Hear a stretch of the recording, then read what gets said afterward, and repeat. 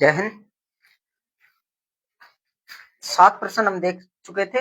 8वां प्रश्न है, यदि ए का 15% और बी का 25% रेशियो में दिया है कि 8:11 है, यदि तो ए अनुपात बी के बराबर क्या होगा। हमें इसमें से ए अनुपात बी के बराबर हमें बताना है।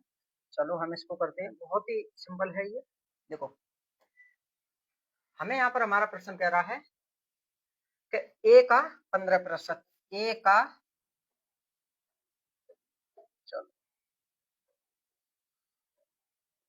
ए का 15% और बी का 25%, बी का 25%, इनके बराबर में जो अनुपात में दे रहा है वो दे रहा 8:11। तो हमें ए अनुपात बी का हमें रेशियो बताना है। तो ए अनुपात जब हम बी का रेशियो निकाल, इसको हम काटेंगे 5 तिया 15, 5 25, हमारा सिंपल सा हमारा कट रहा था 5 तिया 15, वो 5 तिया 15 और 5 25। तो अब देखो, अब ए बी का जो हमें रेशियो निकल के हम क्रॉस मल्टीप्लाई में लेके चले जाए, क्रॉस मल्टीप्लाई में तो ए बट्टे बी बराबर 33 और 40, 33 और 40 यानी 8 40 और 11 तिया 33। तो जो हमारा ए बी का रेशियो आया वह है, ए का तो हमारा रेशियो आया 40 और बी का रेशियो आया 33, 40:33। ए 40 अनुपात बी का 33। चलो देखो, ये बना हमारा, कितना सिंपल था निकाल। अगला, एक छात्र ने एक संख्या को 3/5 के बजाय 5/3 से गुणा किया, गणना में प्रतिशत त्रुटि क्या है। हमें इसमें से देखो प्रतिशत बताना है। तो एक छात्र ने 3/5 की बजाय 5/3 किया, 3/5 की बजाय 5/3 किया। तो इसमें से पूछ रहे हैं कि गणना में कितने प्रतिशत की त्रुटि हुई, यानी उससे भूल हुई। 3 तरफ 9, 25 25 9। अब हमें यहाँ पर देखना है कि उसने कितने प्रतिशत ज्यादा किया है, यहाँ पर कितना ज्यादा कर दिया है। तो देखो, हमें यहाँ पर दिख रहा है कि उसने कितना ज्यादा किया है, 16 ज्यादा किया है, 16। और जब त्रुटि करा रहा है तो त्रुटि कितने की हुई है, 25 की, 25। अब यहाँ पर हमें पूछा क्या है कि 16 हमें पूछा है। तो देखो, हमने जब हमें पता है कि हमारा 1/4 का 1/25 का 1/25 का 4% होता है। तो यहाँ पर कितने गुना ज्यादा है, 16 गुना। तो 16 चौका 64%, 16 चौका 64%। कितने प्रतिशत की त्रुटि हुई इससे, 64% की त्रुटि हुई। कितना आसान था ये भी। अगला, यदि किसी भिन्न के अंश में 80% की कमी की जाती है और भिन्न के हर में 60% की कमी की जाती है, तो परिणामी भिन्न 5/6 है, मूल भिन्न क्या है। देखो, यहाँ पर पूछ रहे हैं कि यदि किसी भिन्न में जो अंश है उसमें तो 80% की कमी की जा रही है और हर में 60% की कमी की जाती है, तो परिणामी भिन्न हमारी क्या होगी। देखो, मान लेते हैं हम यहाँ पर, इसको हम थोड़ा छोटा करें। चलो, अब हमारा सवाल थोड़ा सही हो जाएगा। हमारा यहाँ पर कह रहे हैं कि कोई सी भिन्न, उसमें 80% की तो अंश में कमी हो रही है, 80% अंश में कमी, और फिर यहाँ पर कह रहे हैं कि 60% हर में कमी, 60% हर में कमी, अंश और हर। अब यहाँ पर जो कह रहे हैं वह कह रहे हैं कि भिन्न में कितने प्रतिशत की कमी हुई। तो देखो, भिन्न में कितने प्रतिशत की कमी हुई, तो हमें देखो, हमें यहाँ पर जो कमी निकालनी है, तो सबसे पहले तो हम अपनी एक हम भिन्न ले लेते हैं, कोई सी भिन्न हम ले लेते हैं। तो माना हमारी भिन्न है वो हमारी x/22 है, x/22। अब जब यहाँ पर हमारी कमी दिखा रहा है तो हम इस प्रकार हम लिख सकते हैं x/y माइनस, और यहाँ पर हम x-y, हम इस प्रकार हम लिख सकते हैं, अपनी भिन्न को लिख सकते हैं या नहीं। तो जब हमने इस प्रकार अपनी भिन्न को हमने लिख लिया है, तो हमें यहाँ पर कितने कितने प्रतिशत की कमी दिख रही है। हमें यहाँ पर जो हमें कमी दिख रही है वो हमारी दिख रही है 80% और 60%। अब जो इन दोनों के कह रहे हैं कि तो परिणामी भिन्न 5/6 है, तो मूल भिन्न क्या होगी। इनके जो परिणामी भिन्न है वो हमारी 5/6 है।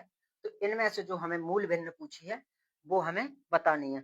तो देखो जब हम इसको हम प्रतिशत में चेंज करेंगे तो हमारा क्या 0.4 0.4 वो सॉरी 0.2 80 का अंश का 0.2। अब ये मत कहना कि ये कैसे आया, ये हम पहले ही हम बता चुके हैं, अपनी एक हमने वीडियो बनाई थी वो उसमें हम बता चुके हैं। और यहाँ पर 0.4 तो 0.2 है, ये तो हमारी x है और ये y है, तो एक्स वाई बराबर 5/6 5/6। तो जो हमारी भिन्न हो गई वो है हमारी क्या आ गई। अब क्या हमें इसको हम काटपीट कर सकते हैं, तो जो हमारी भिन्न बनी है वो हमारी बन गई भिन्न, इसमें आप गुणा कर लेना, कुछ भी कर लेना, जो हमारी भिन्न बनी वो 5/3। 5/3 कहाँ है, 5/3 देखो, जो हमारी मूल भिन्न है वो है हमारी 5/3 है। ठीक, आप इस पॉइंट से पॉइंट काट सकते हो। अगला, दो संख्याएं एक तीसरी संख्या से, दो संख्याएं हैं वो है कह रहे हैं कि एक तीसरी संख्या से 20% कम है, दूसरी संख्या को पहली संख्या के बराबर करने के लिए कितने प्रतिशत बढ़ाया जाएगा। यानी दूसरी संख्या को पहली संख्या के बराबर कितने प्रतिशत बढ़ाया जाएगा। हमें जो पूछ रहे हैं कि हमें, तो देखो हम यहाँ पर मान लेते हैं कि हमारी जो तीसरी संख्या होगी, यानी कि तीसरी संख्या वो हम 100 मान लेते हैं, क्योंकि हमें संख्या पता नहीं है, क्योंकि हमें यहाँ पर दो संख्याएं, तीसरी संख्या से 10% और 20% बड़ी है। हमें तो ये पता है ना कि हमारी जो दो संख्याएं हैं, यानी पहली संख्या और दूसरी संख्या वो है हमारी 10% और 20% से बड़ी है। तो हमें यहाँ पर हम पहली संख्या है वो हम अपनी मान लेते हैं, फर्स्ट संख्या 90, क्योंकि जब हम 10 हम घटा रहे हैं तो 90, और हम दूसरी संख्या है वो हम मान लेते हैं हमारी 80%। 80%। अब इन दोनों संख्याओं में कह रहे हैं कि कितने प्रतिशत की बढ़ोतरी हुई है। हमें जो इन दोनों में संख्याओं से कह रहे हैं कि कितने प्रतिशत की बढ़ोतरी हुई है, तो हमें यहाँ पर जो बढ़ोतरी हुई है, हम थोड़ा इसको इधर हम कर लें। चलो, अब इस संख्या में जो बढ़ोतरी हो रही है वह है हमें आप लोगों को बताना है कितने की बढ़ोतरी हुई। तो हमें यहाँ पर 10/80, क्योंकि क्या रहे हैं कि पहली दूसरी संख्या पहली संख्या के बराबर है, हमें दूसरी संख्या से मतलब दूसरी संख्या हमारी 80% थी, दूसरी संख्या हमारी 80% थी, तो 80% में जब करा रहे हैं तो हम प्रतिशत का साइन, प्रतिशत इसको काट लो, 20×100, 20×4 80 और 4×5 20 वो 50, 10×5 10×5 अब 50 को जब हम इससे हम काटे, यानी 25/2 हमारा 2 आया, और 25/2 हमें पता है कि हमारा 12.5% होता है। ये हमने उसमें हमने निकाला था, जब हमने परसेंट की वैल्यू हमने बताई थी तो हमने आपको बताया था 25/2 है या 50/4 है, ये 12.5% होता है। तो हमारा कितने संख्या के को बढ़ा हमने यानी बराबर करने के लिए कितने प्रतिशत का बढ़ाया जाना चाहिए, 12.5%। कितना आसान था।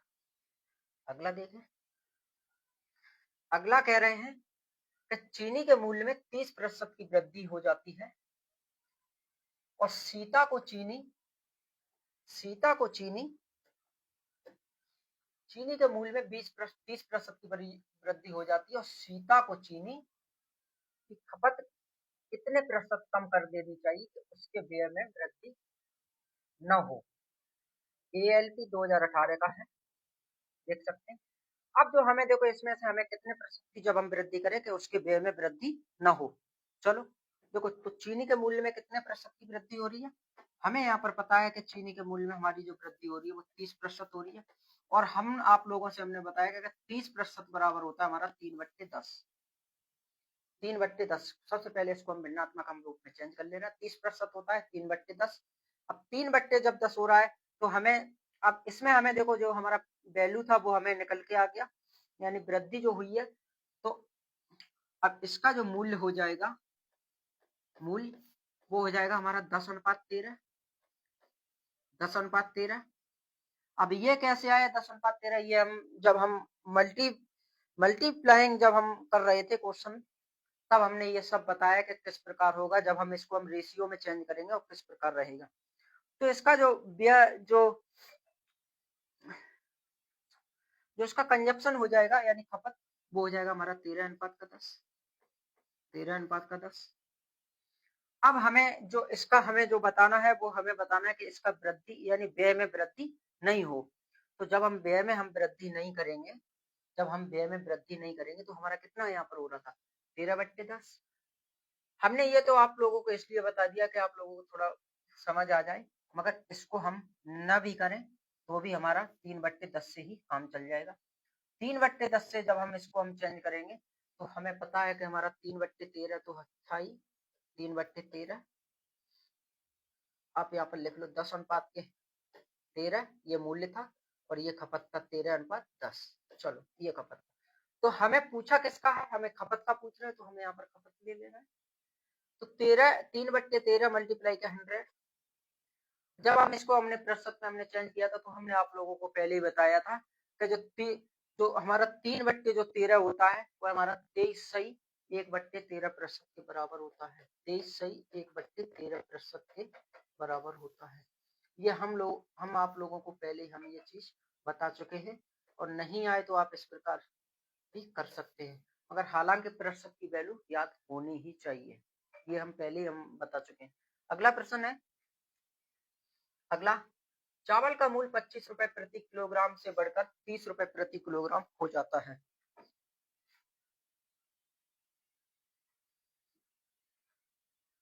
कौन है भैया, बार बार कोई मैसेज कर रहे हैं।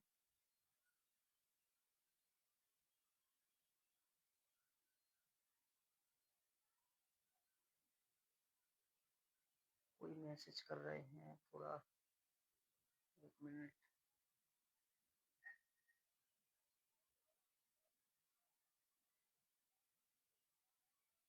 चलो चलो देखते हैं। कह रहे हैं कि चावल का मूल्य 25 रुपए प्रति किलोग्राम से बढ़कर 30 रुपए प्रति किलोग्राम हो जाता है। खर्च को समान बनाए रखने के लिए खपत को कितने प्रतिशत, यानी इसमें भी हमें कंजप्शन हो रहा है वो है हमारा कितना हो रहा है। चलो इसको देखते हैं। तो देखो चावल में मूल्य हमारा जो आ रहा है यानी 25 रुपया से 30 रुपया हो रहा है।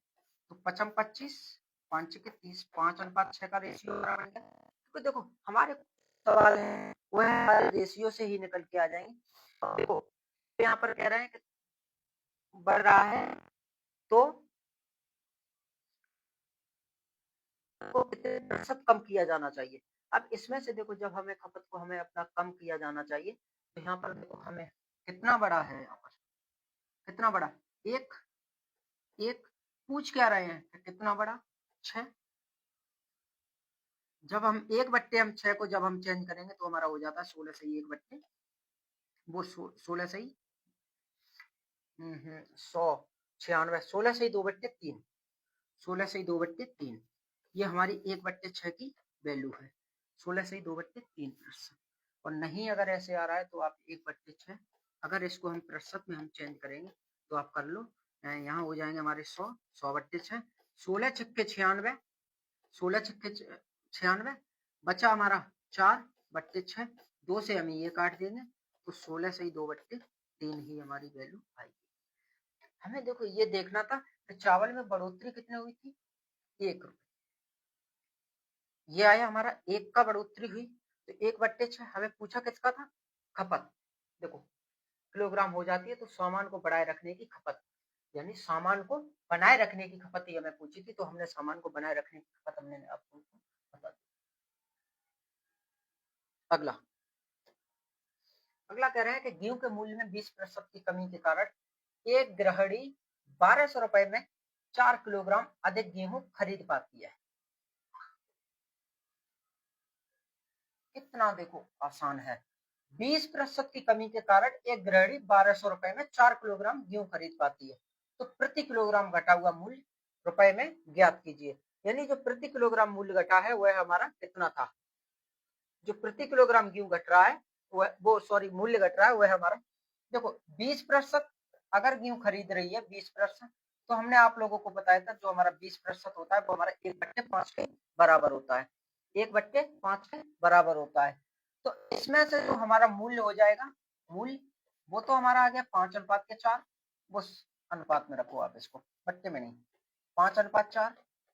और इसकी जब हम खपत, क्योंकि 4 किलो गेहूं तो एक्स्ट्रा खरीद पा रही है, और जो इसकी खपत हो जाएगी, खपत हमारी हो जाएगी 4:5, 4:5। अब इसमें जो हमें पूछ रहे हैं कि इसका मूल्य क्या था, इसका जो मूल्य हो जाएगा वह हमें ज्ञात करनी है, वो भी 1 किलो यूनिट पर, 1 किलो यूनिट। तो देखो गृहिणी ने कितने खरीदे, 20% यानी 16। चलो गृहिणी ने जो गेहूं खरीदे वो है 1 किलो में, यानी यहाँ पर 4 किलो गेहूं अधिक गेहूं खरीद पाती, तो घटा हुआ गेहूं रुपए में हमें ज्ञात करना है। तो हमें घटा हुआ जो गेहूं हमें रुपए में ज्ञात करना है वह हमारा क्या होगा, वह हमारा क्या होगा। तो इतना तो देखो हमने आपको बता दिया है। अब आप लोग इसको अगर करना चाहें तो अब ये 1200 में आप 60 से भाग दे देना। अब 60 आए कहाँ से, 60 आप लोग देख लेना कि कैसे आ रहे हैं, ये हम आपको कल बता देंगे, मगर ये अभी हम आप लोगों के ऊपर छोड़ दे रहे हैं। अगला, आदित्य को परीक्षा में 78% अंक मिले, यानी जो आदित्य है, कोई लड़का है, उसको परीक्षा में 78% अंक मिले। देखो आदित्य को परीक्षा में जो अंक मिले हैं वो 78%। आदित्य को जो परीक्षा अंक मिले हैं वह मिले हैं 78%। उसने 363 अंक प्राप्त किए, और जो उसने प्राप्त अंक किए हैं वो हैं प्राप्त अंक 663। इसमें से जो हमें बताना है कि 663 जब अंक प्राप्त किए हैं तो अधिकतम अंक क्या है, अधिकतम अंक क्या है। तो देखो हमें जब 78% इसने अंक 363 प्राप्त किए तो हम सबसे पहले 1% हम निकाल लेंगे। 1% ये हमने आप लोगों को बताया कि 100% कैसे निकालते हैं, 50% कैसे निकालते हैं। तो 1% जब हम निकालेंगे तो 363/78 हो जाएगा, बट्टे 78 हमारा 1% हमारा निकल के आ जाएगा, 1% आ जाएगा बट्टे 78 में। अब इसमें से पूछ रहा है कि हटक यानी 100% अंक कितने हैं, 100% जो अंक हमें निकालने हैं तो हम यहाँ पर हम कर ले रहे हैं 663 बट्टे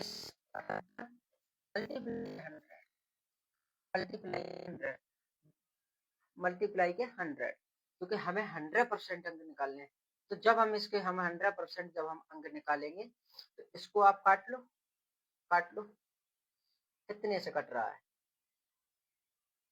2 तिया 6, 2 नम 18, इसको काटो 50 बार,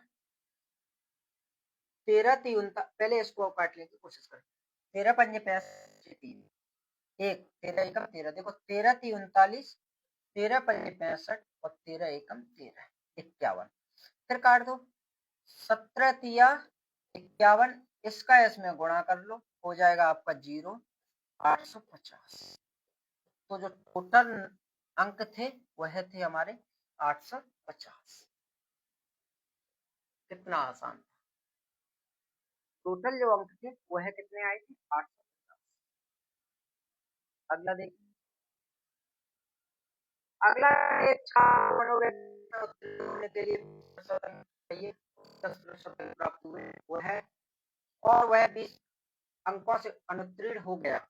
उत्तीर्ण होने के लिए कितने अंक चाहिए, यानी कि एक छात्र है उसने मनोविज्ञान लिया तो उसे 20% अंक चाहिए थे और 10% अंक प्राप्त हुए, 20 अंकों से फेल हो गया, तो उत्तीर्ण होने के लिए कितने अंक चाहिए।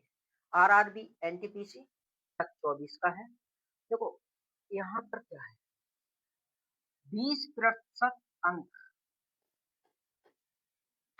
20% अंक उत्तीर्ण होने के लिए थे और 10% अंक प्राप्त हुए, 10% अंक प्राप्त हुए।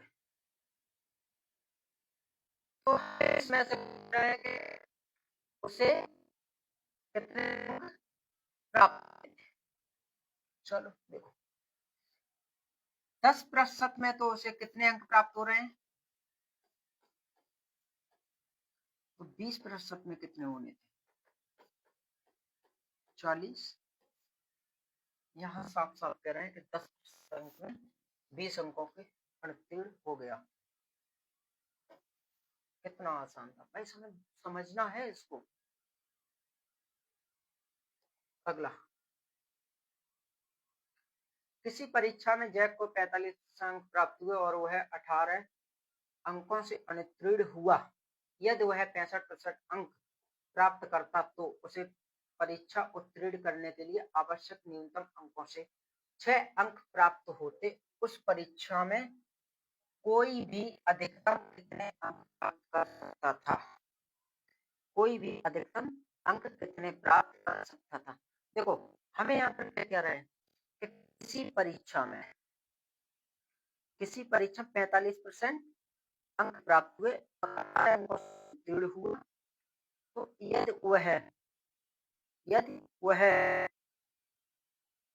65% अंक प्राप्त हुए, देखो साफ देख लो 45% अंक थे वह प्राप्त हुए और 65% अंक प्राप्त करता। 45% में अंक जो अनुत्तीर्ण हुए थे वह 18 थे, -18 हम कर लेंगे, और 65% अंक में जो अधिक आए वह हमारे 6 थे, प्लस में हम यहाँ पर 6 कर लेंगे। तो क्या 45 में 18%, वो 18 और 65 में 6। तो यहाँ पर देखो आप लोग 20% बराबर 24, 20% बराबर 24 अंकों का अंतर। यहाँ हमने माइनस इसलिए लगा दिया क्योंकि यहाँ पर बोल रहा था कि अनुत्तीर्ण हुए, यहाँ हमने माइनस इसीलिए लगाया कि अनुत्तीर्ण हुए। अब सबसे पहले जब 20% को हम 20% बराबर 24%, तो जब हम अभी हमने आप लोगों को बताया कि इसको हम 1% में हम चेंज कर लें तो 1% हमारा हो जाएगा 24/20, 1% हमारा हो जाएगा 24/20। तो जब हमें अपना 1% हमें पता है तो हम यहाँ पर 100% निकालने में हमारा क्या जा रहा है, तो हम यहाँ पर निकालेंगे 100% बराबर 24/20 मल्टीप्लाई के 100, 20 से 1 आड़े 20 और 24 बनेंगे 120। चलो 24 बनेंगे। वैसे हार्ड लग रहा होगा मगर हार्ड तो नहीं। अगला, चलो अगला प्रश्न है सवाल, विमन परीक्षा में 46% अंक प्राप्त करता है फिर भी परीक्षा में 10 अंक से अनुत्तीर्ण हो जाता है। देखो विमन है वह परीक्षा में 46% अंक प्राप्त करता है और वह परीक्षा में 10 अंकों से फेल हो जाता है। 46% परीक्षा में अंक प्राप्त किए और कितने से फेल हो रहा है, अभी सेम कैटेगरी का है ये। 52 अंक प्राप्त करता तो न्यूनतम अधिक प्राप्त करता। 52% अगर वह अंक प्राप्त करता तो न्यूनतम अंक कितने होते, 8 अधिक प्राप्त करता।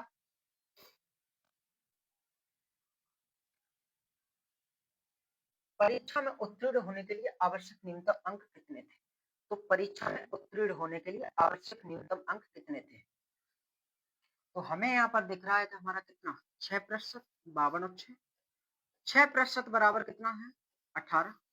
तो 1% को जब हम निकालेंगे 1% हमारा कितना आया 18/6, 1% हमारा कितना आया 18/6। तो 1% जब हमें पता पड़ गया हमारा, तो हम अपना कितने प्रतिशत अब हम ज्ञात करेंगे, यहाँ पर कितने प्रतिशत हम ज्ञात करेंगे, तो 3 आया। अब 1% जब 3 आया है तो हमने आपको बताया था कि प्रतिशत यानी एक, यहाँ पर जो एक है वो 300 के हमारे बराबर हो गया, एक हमारा 300 के बराबर हो गया। तो अब हमें कितना का हमें वैल्यू निकालना है, हमें जो वैल्यू निकालनी है वो हमें निकालनी है 100%। तो हमारा जो 100% यहाँ पर हो गया वो हमारा कितना हो गया, 100% जो हमारा हो गया वो है हमारा हो गया 300। हमारा जो 100% आया वो आया 300। अब इसमें से देखो हमें क्या ज्ञात करना है कि न्यूनतम अंक कितने थे उत्तीर्ण होने के लिए आवश्यक, यानी अब उसको कितने अंकों की आवश्यकता थी। तो 300 300 अब 46% अंक उसे प्राप्त हुए थे। 46/100, 46/100 कितने अंक प्राप्त, फिर भी परीक्षा में 10 अंक, फिर भी परीक्षा में कितने 10 अंक। अब इसको हम काटपीट कर ले, काटपीट करो आसानी से, 3 बार ये कटा, इसको इसमें गुणा कर लो, 18 की 8, 12 1 13 प्लस के 10, 148, 148, 148 आपका ये आ गया। बहुत चल रहा है, कोशिश करेंगे बढ़ाने की, और आज लगभग हमारी कोशिश ही है 10 10 तो अभी हो ही जाएंगे। अब और 2 क्वेश्चन हो जाएगा, 19वां हमारा ये चल ही रहा है, 19वां हमारा ये चल रहा है और 10 ही रह गए हैं। यहाँ पर अभी तक कोई जुड़ा नहीं है, ऐसा क्यों है?